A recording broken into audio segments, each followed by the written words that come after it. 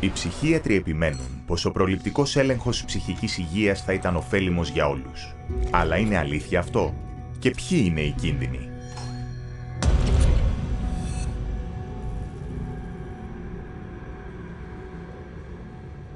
Το 2003, μια προεδρική συμβουλευτική ομάδα γνωστή ως η Επιτροπή Νέας Ελευθερίας στην Ψυχική Υγεία εξέδωσε ένα πρόγραμμα που περιέγραφε τη στρατηγική της για να κάνει προληπτικό έλεγχο σε μεγάλα τμήματα της αμερικανικής κοινωνίας για ενδείξεις ψυχικών ασθενειών. Κάποιοι από τους στόχους της περιλάμβαναν προγράμματα πρώιμης ανίχνευσης ψυχικών ασθενειών, μεγιστοποίηση του ρόλου των σχολείων στη διάγνωση και θεραπεία ψυχικών προβλημάτων και επέκταση της χρήσης προληπτικού ελέγχου ψυχικής υγείας πέρα από τα ψυχιατρικά κέντρα, στα γραφεία των γιατρών πρωτοβάθμιας περίθαλψης.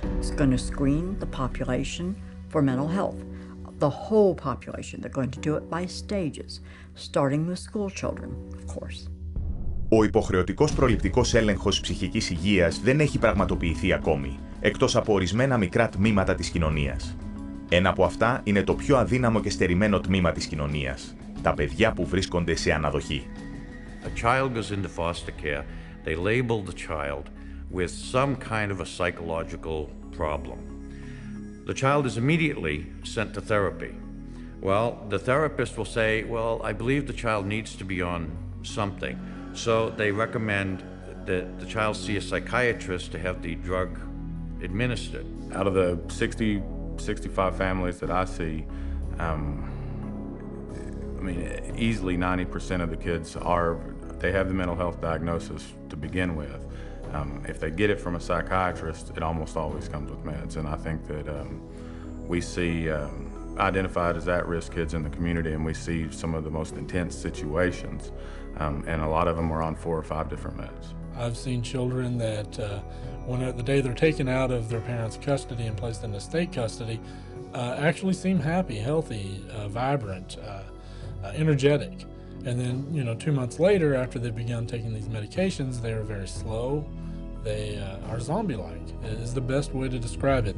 Σήμερα, όλα τα παιδιά που μπαίνουν στο σύστημα αναδοχής του Τέξας περνούν από προληπτικό έλεγχο ψυχικής υγείας. Το αποτέλεσμα, 60% των παιδιών σε αναδοχή στο Τέξας έχει διαγνωστεί και τους χορηγείται πλέον τουλάχιστον ένα ψυχοτρόπο φάρμακο συμπεριλαμβανομένων παιδιών ηλικίας μόλις 3 ετών. Και σε άλλες πολιτείες τα πράγματα είναι ακόμη χειρότερα. Στη Μασαχουσέτη 2/3 των παιδιών υποκρατική φροντίδα βρίσκονται υποθεραπεία για ψυχικές ασθένειες. Σε εθνικό επίπεδο, στα παιδιά σε αναδοχή χορηγούνται 3 φορές περισσότερα φάρμακα από τα παιδιά του ευρύτερου πληθυσμού. Μια τέτοια περίπτωση είναι αυτή του 7χρονου Γκάμπριελ Μάιερς που έπαιρνε 2 ισχυρά ψυχοτρόπα φάρμακα, ένα από τα οποία έγραφε στη συσκευασία ότι προκαλεί τάσεις αυτοκτονίας σε παιδιά, όταν κρεμάστηκε με έναν ελαστικό σωλήνα του ντους. Ένα άλλο τμήμα της αγοράς είναι οι στρατιώτες εν ενεργεία που περνάνε τακτικά από προληπτικό έλεγχο στις στρατιωτικές κλινικές, τους βάζουν ταμπέλα για κάποια ψυχική διαταραχή και τους δίνουν ισχυρά φάρμακα που μπορούν να επιφέρουν βιαιότητα. Iraq wasn't like Vietnam. There weren't illegal drugs everywhere, but there were drugs everywhere because, every guy on post, they knew all they needed to do was go down and see the combat stress unit, the shrink, and he was the drug dealer on post for us.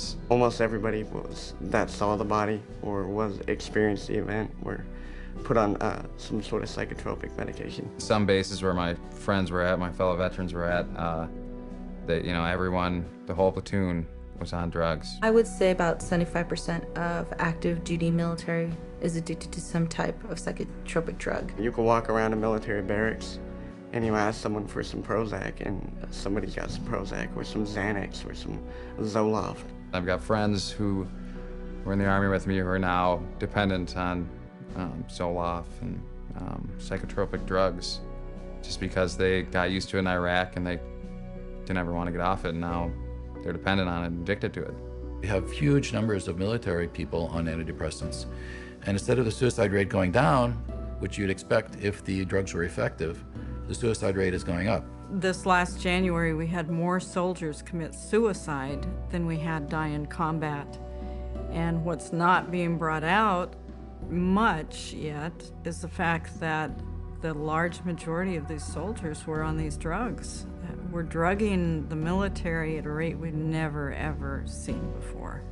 Και αυτή είναι μόνο η αρχή.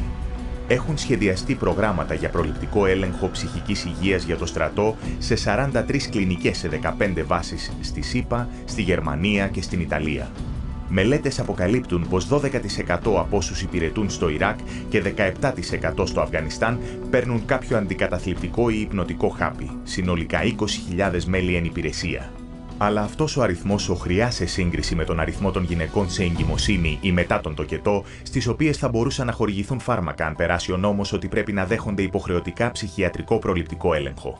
When a woman is pregnant, right during the pregnancy, specifically right afterwards, her hormones are changing and sometimes raging.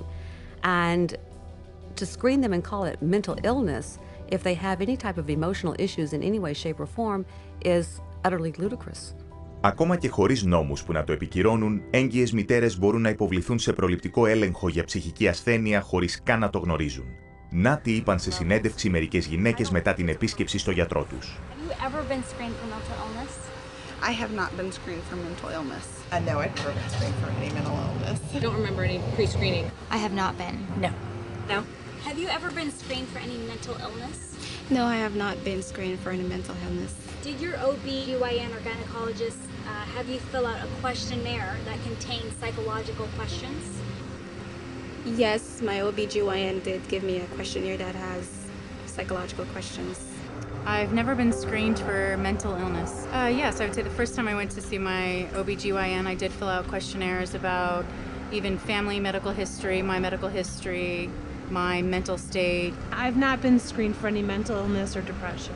I took a questionnaire at my 6-week checkup, and it basically asked me about if I was crying, if I felt depressed. Yeah, it was a questionnaire about depression.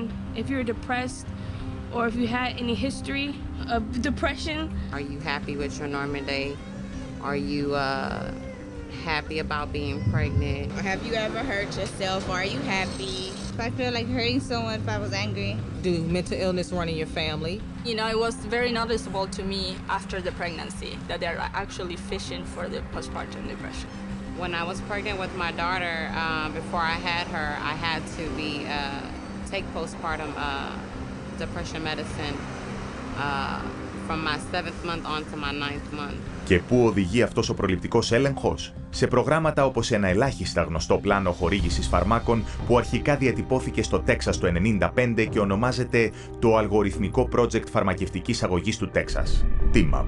TMAP is a program that was originated starting in the 90s, a collaborative group of doctors from University of Texas and the Texas Department of Mental Health and Mental Retardation.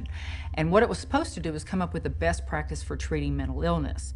Με χρηματοδότηση από 11 φαρμακευτικές, αυτή η επιτροπή, την οποία έλεγχαν ψυχίατροι, δημιούργησε ένα διάγραμμα ροής βήμα προς βήμα, το οποίο απαιτεί να συνταγογραφούνται μόνο τα πιο πρόσφατα και πιο ακριβά ψυχιατρικά φάρμακα για τους ασθενείς με ψυχικά προβλήματα.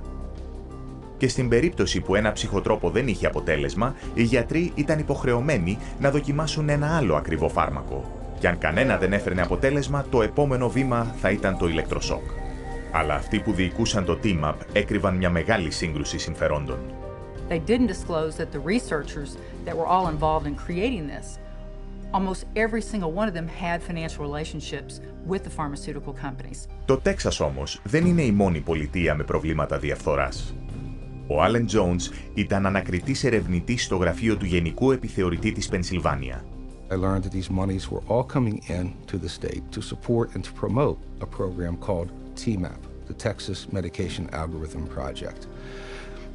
And so my concern was piqued very quickly that there was at least one state official who might be inappropriately receiving and dispersing monies from drug companies. They called it PenMap, but it was based entirely on the TMAP model.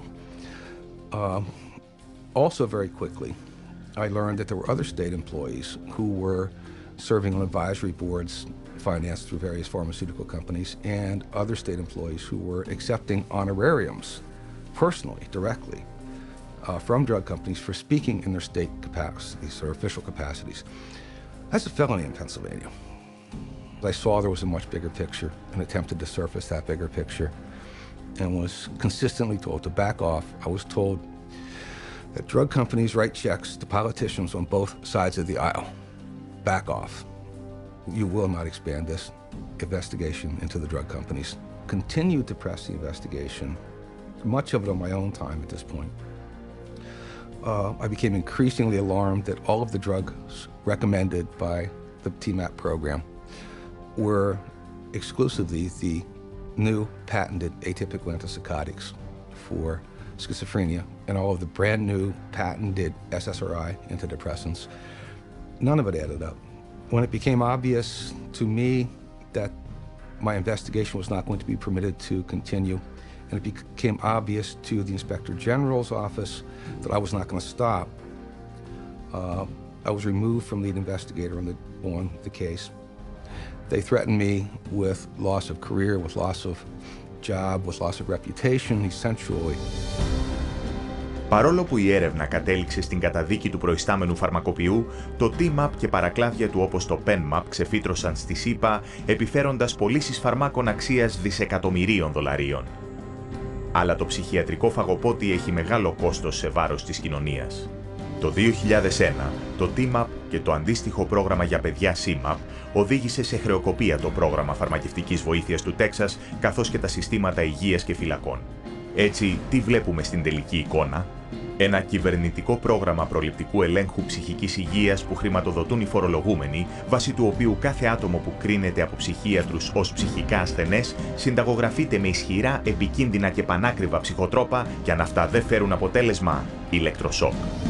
They're going to start with school children on the new Freedom Initiative. Then they're going to move it to senior citizen nursing homes. Then they're going to move it to, of course, military. And then parents. By the time you're 18, you've been screened in utero when you were an infant. You were screened as an infant when you first came out. You were screened in your daycare. You were screened then at school. You were screened at the pediatrician's office. You're screened in high school. You're screened over and over again. And to sit there and pass laws requiring that people be screened and drugged based on screening under state law or federal law is really, it's criminal. It should not be done. They're marketing this madness all over this country, and we are actually becoming an example for the rest of the world. So we're, again, the poster child, if you will, and so the rest of the world is spending more and more on drugs.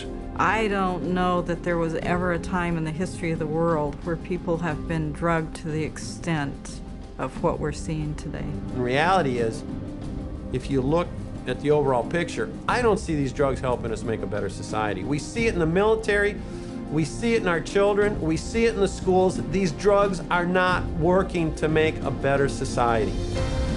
Και με συγκαλυμμένες καμπάνιες μάρκετινγκ για τις ψυχικές ασθένειες να οργιάζουν, τι γίνεται στους ασθενείς αφού τους γίνει διάγνωση και παραδοθούν στην μηχανή παροχής ψυχοτρόπων φαρμάκων?